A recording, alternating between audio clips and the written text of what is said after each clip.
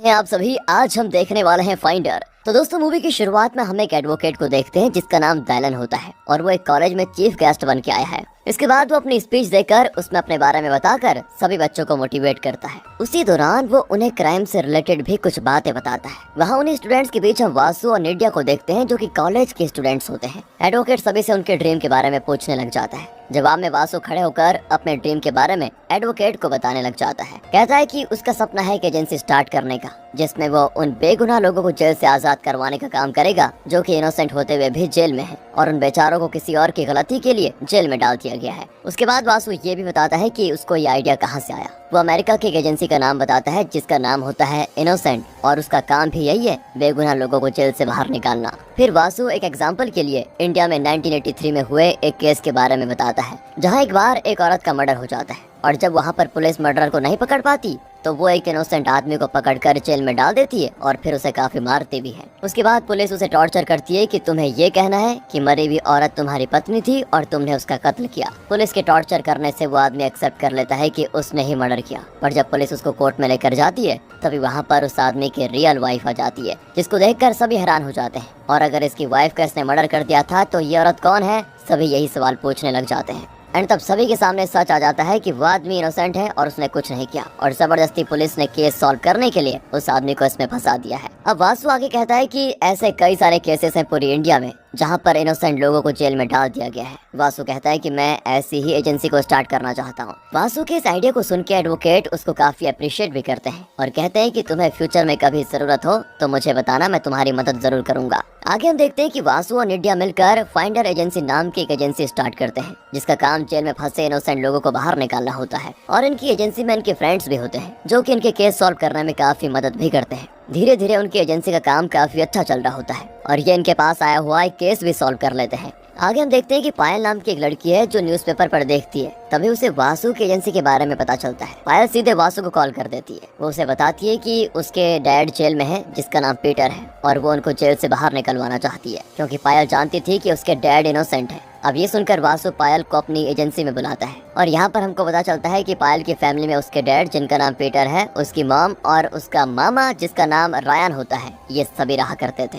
लेकिन 2014 में ही एक केस की वजह से रायन और पीटर को जेल हो गई। आगे हम देखते हैं कि पायल वासु की एजेंसी में आती है जहां वो वासु से मिलती है और वासु के पूछने पर बताती है कि उसके डैड जेल में कैसे कैसे गए, क्या क्या हुआ था। एक्चुअली पीटर एक बार एक फ्रॉड एजेंसी में अपने पैसे डाल देता है क्योंकि उन्हें कहा गया था कि कुछ दिनों में उनके पैसे डबल होंगे और तब उनको मिलेंगे। और पीटर के कहने पर बाकी गांव वालों ने भी उस एजेंसी में अपने पैसे डाल दिए थे, ये उम्मीद से कि उनके पैसे भी डबल हो जाएंगे। पर कुछ दिनों के बाद पता चला कि वो एजेंसी तो फ्रॉड थी और वो एजेंसी वाले सबके पैसे लेकर भाग गए थे। ये सुनकर पीटर को काफी बड़ा सदमा लगता है, जिसके बाद सभी गांव वाले पीटर के घर पर आकर चिल्लाने लग जाते हैं और कहने लगते हैं कि अब तुम हमारे पैसे वापस लौटाओगे, क्योंकि पीटर के कहने पर ही गांव वालों ने उस एजेंसी में पैसे दिए थे। पीटर भी गांव वालों से कहता है कि मैं तुम सबके पैसे जरूर लौटा दूंगा, बस मुझे कुछ दिनों का टाइम दे दो। पीटर को गांव वालों के 7 लाख रुपए लौटाने थे, जिसके बाद सभी गांव वाले उसकी बात मान के चले जाते हैं और उसे कुछ दिनों का टाइम दे देते हैं। आगे हम देखते हैं कि पीटर अपनी फैमिली के साथ बैठा रहता है और उस वक्त तक पीटर ने गांव वालों को 2 लाख रुपए दे दिए थे, जिसमें 1 लाख पीटर के थे और 1 लाख रेयान के, यानी कि अब उसे सिर्फ 5 लाख और देने की जरूरत थी। आगे सब एक साथ बैठे होते हैं और वहाँ पीटर अपनी बीवी से कहता है कि हमारे पास सब एक ही रास्ता है, हमें बस 6 महीने तक जेल में रहना होगा, मतलब किसी और के गुनाह को अपने सर पर लेना होगा और 6 महीने के बाद एक एडवोकेट हमको हायर करना होगा जो हमको जेल से बाहर निकालेगा। यानी कि दोस्तों पीटर ये सोच रहा है कि अगर वो और रेयान जेल चले गए तो पैसे देने का टाइम और बढ़ जाएगा। और दोस्तों यहाँ पर एक और फायदा इनका ये होने वाला था कि अगर ये किसी और का आरोप अपने सर पर ले लेते तो इनको 5-5 लाख रुपए मिलते। तो पीटर अपनी बीवी से कहता है कि अगर हमने ये कर दिया तो वो 5 लाख रुपए हम गांव वालों को दे सकते हैं और अपना ये कर्जा चुका लेंगे। आगे हम देखते हैं कि पीटर और रेयान मर्डर के जुर्म में जेल में चले जाते हैं, पर इनका जो एडवोकेट होता है ना, वो पीटर और रेयान को जेल से निकाल नहीं पाता। अब प्रॉब्लम तो ये होती है कि एक तो पहली बात तो ये कि ये दोनों मर्डर के जुर्म में जेल में गए हैं और इनके एडवोकेट के पास अच्छा एविडेंस भी नहीं होता जिससे वो इनोसेंट साबित हो पाए। इसी वजह से एडवोकेट इन दोनों को निकाल नहीं पाता बाहर। अब ये सुनने के बाद पायल से वासु को पता चलता है कि पीटर एक काउंसलर के मर्डर के जुर्म में ही अंदर गया है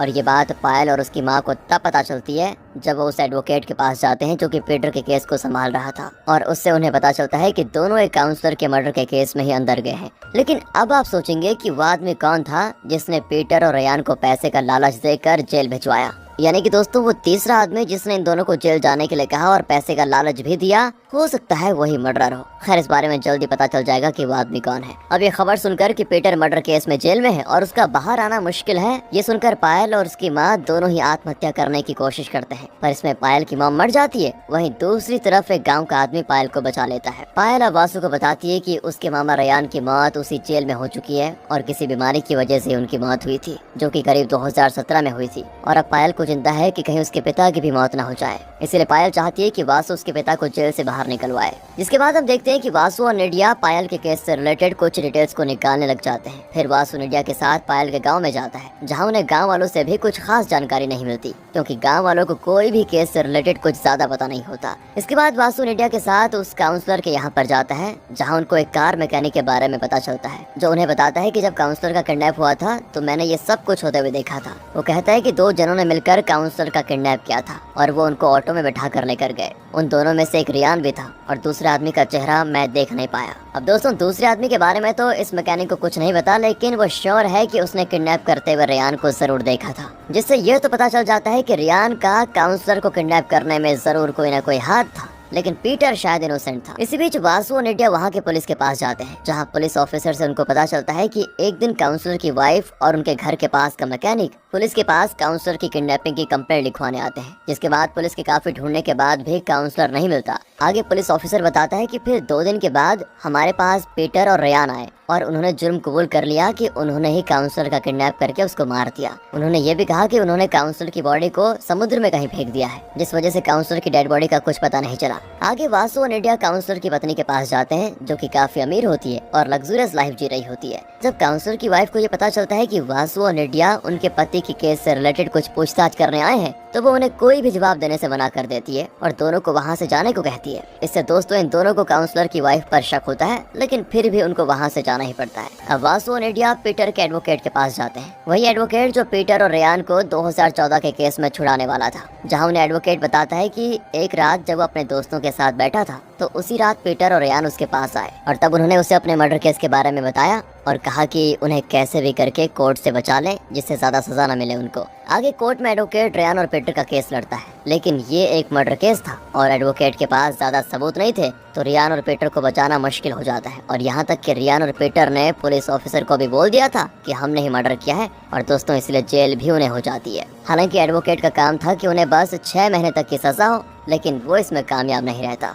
और दोनों को मर्डर के लिए उम्र कैद की सजा हो जाती है। अब यहाँ से भी दोस्तों वासु और निडिया को मर्डर के बारे में कुछ पता नहीं चलता और इसीलिए वो चले जाते हैं। आगे हम देखते हैं कि वासु और निडिया पीटर के पास जाते हैं, जो कि जेल में होता है। वहीं ने पीटर से पता चलता है कि फ्रॉड होने के बाद जब वो पूरे दिन परेशान रहा करता था, वो यही सोचता रहता था कि वो गाँव वालों के पैसे कैसे लौटाएगा। तो तभी रियान एक दिन पीटर के पास आया और पीटर से कहा कि उसके पास एक रास्ता है। जिसके बाद रियान पीटर को गुरु से मिलाता है, जहां गुरु पीटर और रियान को बताता है कि देखो तुम्हें पुलिस से बस ये कहना है कि काउंसलर का मर्डर हमने किया है, तुम दोनों ने मतलब खुद को फंसाना है और इस काम के लिए तुम्हें 5-5 लाख रुपए मिलेंगे। साथ ही तुम्हें ज्यादा सजा नहीं मिलेगी क्योंकि काउंसलर की डेड बॉडी नहीं मिल रही है, इसलिए शायद जज भी केस को जल्दी बंद कर दे। पीटर बहुत भोला होता है और वो गुरु की बात में आ जाता है। तब हमें ये भी पता चलता है कि ये रियान के लिए एक आम बात थी। वो कई बार पैसे लेकर किसी और के क्राइम के बदले जेल में गया था और इसी तरह वो पैसे कमाया करता था। इसके बाद गुरु पीटर और रियान को ये भी बताता है कि तुम्हें पुलिस को ये बताना है कि कैसे तुमने काउंसलर को किडनैप किया और फिर उसकी बॉडी को समुद्र में फेंक दिया। यहाँ पर हमको पता चलता है कि गुरु काउंसलर के मर्डर में शामिल था,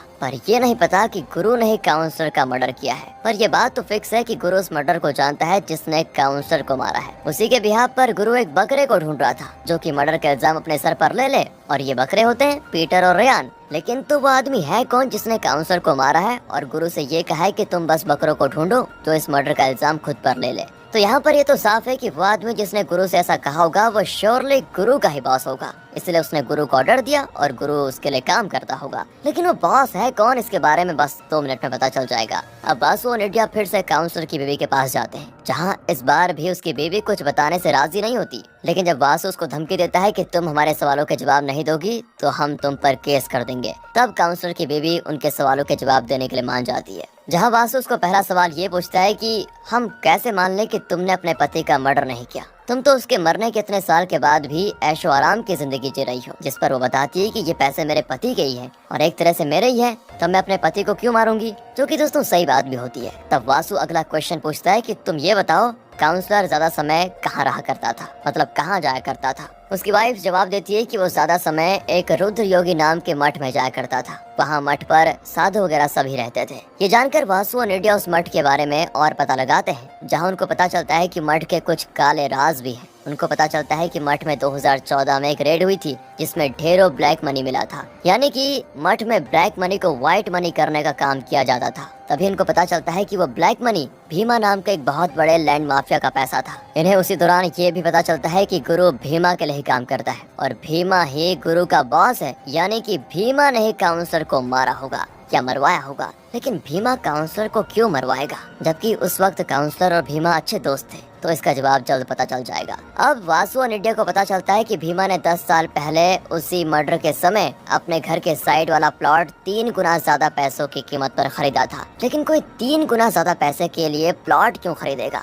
यानी कि प्लॉट में कुछ तो गड़बड़ी है। यही सोचकर वासु ये प्लॉट वाली बात पुलिस ऑफिसर को बताता है, जिसके बाद पुलिस ऑफिसर प्लॉट में खुदाई करवाते हैं। उन्हें वहाँ पर एक इंसान का कंकाल यानी कि स्केलेटन मिलता है। और अब आप सोचेंगे कि शायद ये स्केलेटन काउंसलर का ही है जिसे भीमा ने मार दिया था, लेकिन स्केलेटन के रिसर्च करने पर पता चलता है कि ये स्केलेटन काउंसलर का नहीं बल्कि भीमा के पिता का है। हो गया ना दोस्तों आप कंफ्यूज? तो चलिए इस बारे में खुद भीमा से जानते हैं कि वो क्या कहता है। अब ऑफिसर भीमा को अरेस्ट करके कोर्ट लेकर जाते हैं, जहां वासु अपने एडवोकेट फ्रेंड दालन को इस केस को लड़ने के लिए बुलाता है, ताकि दालन पीटर की तरफ से इस केस को लड़ पाए। क्योंकि वासु का मानना है कि पीटर नहीं, भीमा उस मर्डर का गुनहगार था जिसके लिए पीटर जेल गया था। जहाँ फाइनली कोर्ट में भीमा को सच बताना ही पड़ता है और तब हमको पता चलता है कि 2014 में हुआ क्या था। तो असल में हुआ ये था कि काउंसलर और भीमा दोस्त थे और काउंसलर को ये बात पता थी कि भीमा के पास बहुत सारा ब्लैक मनी है, लेकिन वो सोच रहा होता है कि भीमा उस ब्लैक मनी को व्हाइट कैसे कर रहा है। तभी उसको पता चलता है कि भीमा उन पैसों को मठ में भेजता है, जहाँ से मठ का स्वामी उसे अपने अलग अलग ऑर्गेनाइजेशंस में भेजकर उन पैसों को व्हाइट कर देता है। अब ये जानकर काउंसलर के मन में लालच आ जाता है और वो अपने कनेक्शंस में बड़े बड़े ऑफिसर को इस बारे में बताता है, जहाँ वो ऑफिसर्स उससे वादा करते हैं कि हम जब वहाँ रेड मारेंगे और हमें जो पैसे मिलेंगे उसका 10% हम तुम्हें देंगे और बाकी 90% खुद रख लेंगे। आगे होता भी ऐसा ही है और 10% पैसे काउंसलर के पास आ जाते हैं। अब इस रेड से हुए नुकसान की वजह से भीमा बहुत ज्यादा गुस्सा हो जाता है और सोचने लगता है कि कैसे इन बड़े ऑफिसर्स तक ये बात पहुंची होगी। तब उसको याद आता है कि कुछ दिनों पहले काउंसलर उससे पूछ रहा था कि तुम कैसे ब्लैक मनी को व्हाइट करते हो, जिससे भीमा समझ जाता है कि काउंसलर को उसके मठ का सच पता चल गया होगा और उसने अपने कनेक्शंस लगवाकर वहां पर रेड मरवा दी होगी। इसके बाद भीमा ने गुस्से में काउंसलर को गुरु और रेयान की मदद से किडनैप करवाया और उसको मार दिया। अब भीमा को कैसे भी काउंसलर की बॉडी को छुपाना था, इसलिए उसने उस बॉडी को आगे जाकर बड़ी चालाकी से शमशान घाट में गुरु की मदद से जला दिया। और उस वक्त शमशान घाट में जो लोग भी भीमा को पहचानते थे, उन लोगों ने भीमा से पूछा कि ये आप किसको यहाँ पर जला रहे हैं। तो उस पर भीमा ने बिना सोचे डर में ये जवाब दे दिया, मेरे पिताजी चल बसे, उनको हार्ट अटैक से मौत हो गई है और मैं इनका अंतिम संस्कार करने यहाँ पर आया हूँ। ये कहकर भीमा फंस जाता है, क्योंकि उसके पिता तो अभी भी जिंदा रहते हैं, इसीलिए आगे उसका सच सामने ना आ जाए, इसलिए वो गुरु की मदद से अपने पिता को जान से मार देता है और उन्हें अपने घर के साइड वाले प्लॉट में दफना देता है। यहाँ से भीमा को ये भी डर होता है कि शायद अगर इस प्लॉट पर कंस्ट्रक्शन हुआ तो सभी को पता चल जाएगा कि यहाँ पर किसी की डेड बॉडी दफना रखी है और वो फंस जाएगा। इसी वजह से भीमा ने 3 गुना पैसों में उस प्लॉट को खरीद लिया ताकि कोई इस प्लॉट पर आ ही ना पाए। और यही पूरा सच भी होता है कि भीमा ने ही काउंसलर और अपने पिता को मारा। जिसके बाद कोर्ट भीमा गुरु दोनों को उम्र कैद की सजा सुना देती है और मठ के बाबा को भी ब्लैक मनी को व्हाइट करने के लिए कुछ सालों की जेल हो जाती है। इसके बाद फाइनली पीटर की सजा होती है खत्म और उसे आजाद करवा दिया जाता है, क्योंकि उसने तो कोई क्राइम किया ही नहीं था और वो तो इनोसेंट था। इस तरह वासु और निड्या इस केस को कर देते हैं सॉल्व और यहीं पर ये कहानी होती है खत्म।